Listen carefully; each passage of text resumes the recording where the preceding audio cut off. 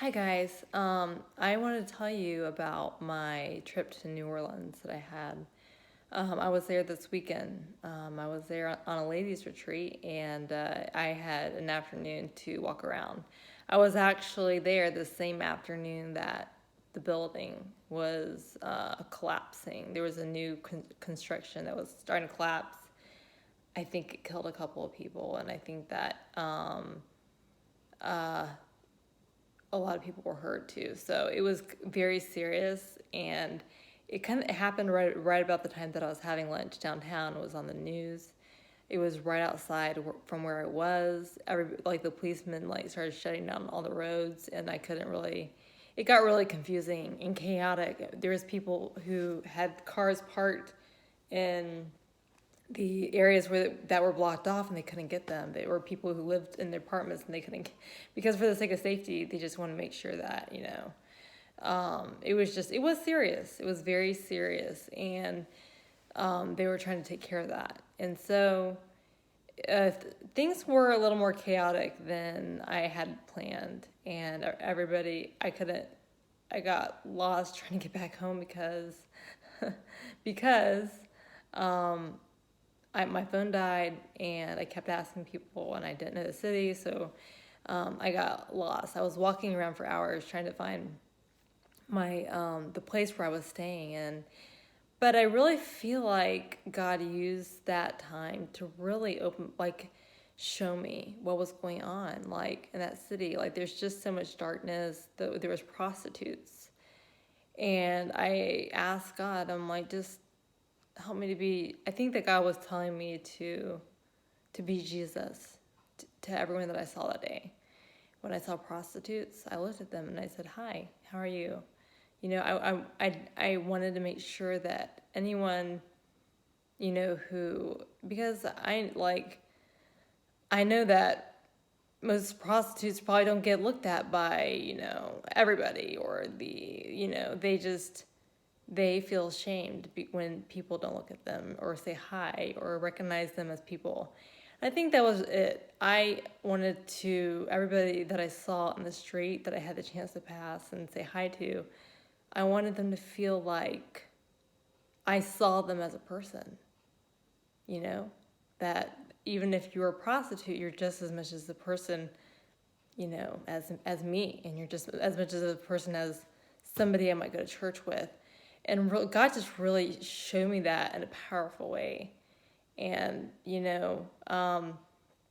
I was really heartbroken because I understand because I've been raped by two different people. I understand, what it's like to be sexually trapped or pushed or forced into something that I didn't want.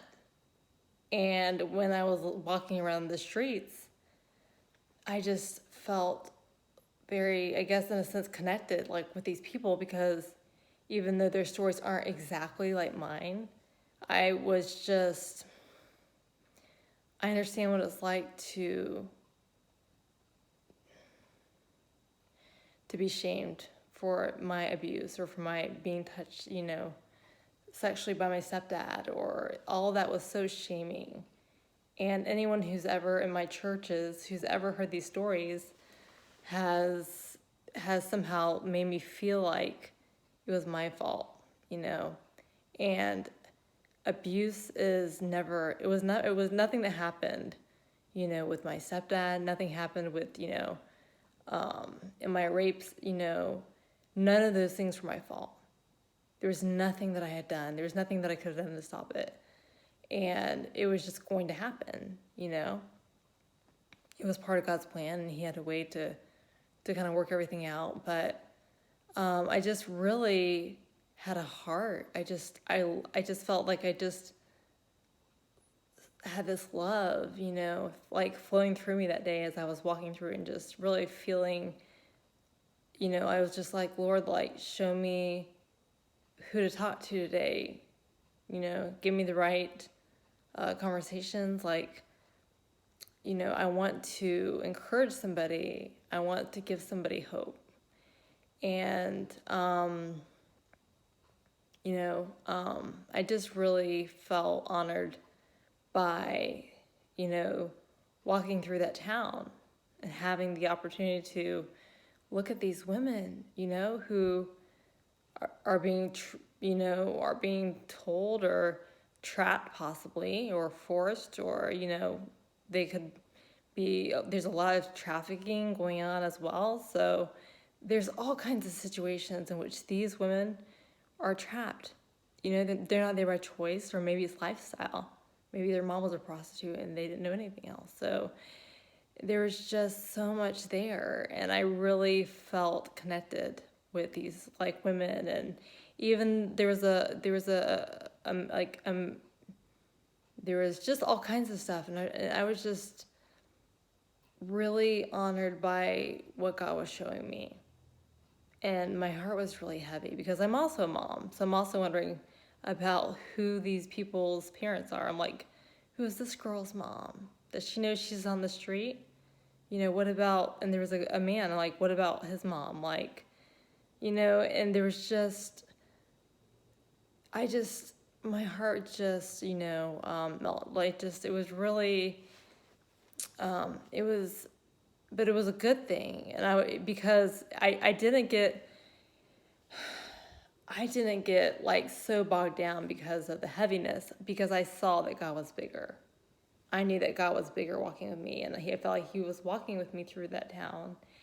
And I felt like he was telling me and showing me, and I saw the darkness in the town was like, just like Goliath, and God's so much bigger than Goliath. And here's the thing. I was approached so many different times or whistled at or whatever by everybody. Like that's hard. Like it's such a sex-starved town, but it was kind of, and God protected me. I wasn't afraid. I was approached a couple times. And asked, and people like, one man literally asked me to have sex with him, and I'm like, no. But God was protecting me, and he was walking me through it. And that's just the kind of town that you are. And I'm used to, I was like, it didn't really matter if you said, oh, I have a husband, I have 3 kids, I'm happily married. But at the end of the day, you just have to just keep, moving and going. And I just, it's such a sex-starved town. And I don't know, because I kind of felt like when I was there, I'm like, New Orleans is a part of the United States. Here's my thought. New Orleans is a part of the United States, but I kind of felt like when I was there, I kind of felt like I was in a different country. I kind of felt like I was in some, minor country where this kind of stuff happens. And I'm like, am I really in America right now? Because the things that were happening and how men were just allowed to just act, and, the way that they just treat the women and see the women, and even me as I was walking around like a piece of meat. I felt like I was being treated like a piece of meat. And and again, I was not afraid. I felt like God had some things to show me, and he did. And I felt like God was kind of answering a prayer from previously. I had asked God a couple of times the week before to open my eyes. I was like, just please open my eyes to the needs and things that are really going on. Please open my eyes to this. And I kind of felt like he used this New Orleans trip to do that. And it was a little bit chaotic as well. It was chaotic because of the tower falling, but there was just a lot of darkness that was happening, chaos, and people were scared, and people were kind of freaking out. And I couldn't get back the same way home, and so I got lost. And my phone wouldn't work. So eventually I had to stop. It was pretty late that night, but a lot of people had to walk home. Like there's a lot of people who couldn't get their cars. So a lot of people were walking. The police officers were out there like helping people. I had to stop by one police officer and ask her where my address was, and she showed me, but she's like, it's a 2-hour walk. And so if my phone had been not dead, my phone had been on still, I would just gotten an Uber. I would just have gotten an Uber or, a taxi or something and just done that. But I didn't, because that wasn't an option for me. So I was just trying to walk home, and I just was getting more and more lost, and I got scared. It was getting really dark, and I had no idea where I was at. My phone was dead, and I was like, okay, God, I'm walking through a place, a sex craved like town, like New Orleans, and yeah, like I was a little scared, but he was there, and I would sing praise songs to him. I'm like, Lord, like you say, don't fear. I know you're with me right now. You got this. Like, it's okay. And so he led me. He eventually led me home, and what I had to do was stop into a little Domino's Pizza, plug my phone, and order. I had to order and whatever that thing's called, the Uber. Yeah. So, but I was able to get an Uber home, and that lady said that she was bringing all kinds of people all over the place at night. She was like that she'd been very busy because everyone needed a ride back, But the Lord's presence was with me. I did not feel alone at all, even though I was walking in the night, like past all these graveyards and all by myself in the dark, but I wasn't really afraid.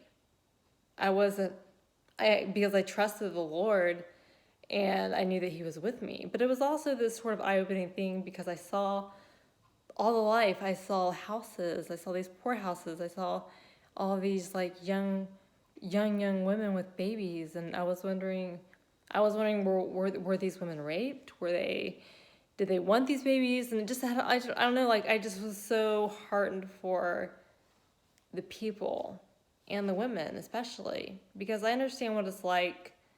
I was a victim, of, sexual, assault and rape and all that stuff. So I understand what that's like.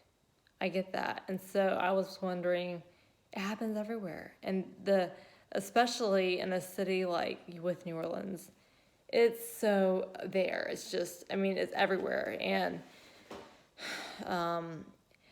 I guess I wanted to share this because I felt like it was very weird, because I felt like everybody was looking at me. I'm just going to be honest. Like, all the men just couldn't stop ogling over me. And it was just exhausting. I was like, I'm tired of these guys. There's plenty of other attractive women here. Why are they ogling after me? Like, I don't understand. And then when I got back to Atlanta and I stepped out, like, nobody looks at me. There's just a sense of respect. And I kind of realized in my own city, I know this video is a little long. In my own city, I can run. I can go for a run here in Atlanta or my neighborhood. Nobody's going to like jump out and try to rape me, I don't have to worry about that. But I was like, if I lived here, I couldn't run at night. I wouldn't ever run at night, because I'd be scared of there's more to be scared about. You have to protect yourself a little bit more. And, there is a lot of men, who are, it's just, I felt much more unsafe walking around through New Orleans during the day and the night. Both. It wasn't just like at night. It got more dangerous. It was the whole day was dangerous, and especially the way the men were just eyeing these women and just being very out of control. There was no sense of control, no sense of respect. And it was like that that was just the way it was around there, and that's what they were used to. And I really just sat over, and at one point I sat down by the river and I just prayed for that city. I prayed for that city, and I said, Lord, you're bigger than this darkness. I know this, and you're here with me, and I just really prayed this prayer about that God would just release, that he would come over that he would be bigger, and that he is bigger than Satan's darkness, and that he would just that he would unclench Satan's claws, on the city and the dark places there, and that God would bring a revival in that city. And I just had such a heart, and I just feel like that the Lord's love was just really coming through me and showing me a lot. I learned a lot, and I do believe that he had a reason for me to see the things that I needed to see. I think he wanted to show me those things for sure. And because as I was leaving, I felt concerned for all the women who are still in New Orleans right now, because they're all like, the men just like, it's just really, it's not appropriate. It's not appropriate for the men to be lunging after these women, or coming after the women, or trying to convince you as a woman that you want to have sex with they don't care if you're married or not. They just want you to have sex. They're going to try to convince you to have sex, and that's the way it is. And I've been my heart's so heavy, as I think about all that. And first off, it just made me super grateful when I got home, because I was like, man, like I have this freedom, I had my beautiful home, but I also just have a safer city, and I had a safer place to raise 3 little girls. And there were so many kids and families there, and I was worried. It just, how God knows, like, what's happening in those homes, or how they're being treated or raised, or the kind of abuse that's happening there. And I just really, was heartened for that city, And New Orleans is beautiful. It's gorgeous. And I understand that's why. It's beautiful, very artsy, it's gorgeous. I understand why people love it. But there was also a sense of darkness too. And as a Christian woman, I think I really felt that walking through the city. And I think that God just really wanted to show me some things, So I just wanted to kind of share a little bit of that. I didn't want this video to be this long, but yeah. Anyways, I hope you guys enjoy this. I hope this gives you guys something to think about, to pray about. This happens everywhere. It just does. It happens everywhere, and this happens. And God was also like, yeah, like this happened. And I knew that there's darkness and the same kinds of stuff, human trafficking, all over Atlanta too, in certain places. But I kind of felt like it was just a little more, it seemed to be all over the place there. Whereas with Atlanta, I kind of felt like it's just in certain places. And maybe that's just my misperception. I don't know. But I just really prayed for the Lord to show me, like the opportunities that I have here in Atlanta, here in my home. As I continue to pray for New Orleans, and I just ask for the rest of you too, like just pray for the city, pray for change, pray for, a sense of, there just needs to be, more authority, more, somebody needs to be guiding, the craziness that's going on. And so I really just wanted to kind of share my experiences there. And I felt honored to be there, to have those experiences, to connect with anybody, especially any of the prostitutes or anybody. I just wanted to make them feel like I wanted to be Jesus. I wanted to be Jesus to them. And so that's what I try to do.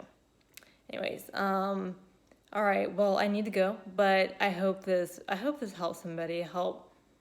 Maybe it'll help, somebody. Yeah.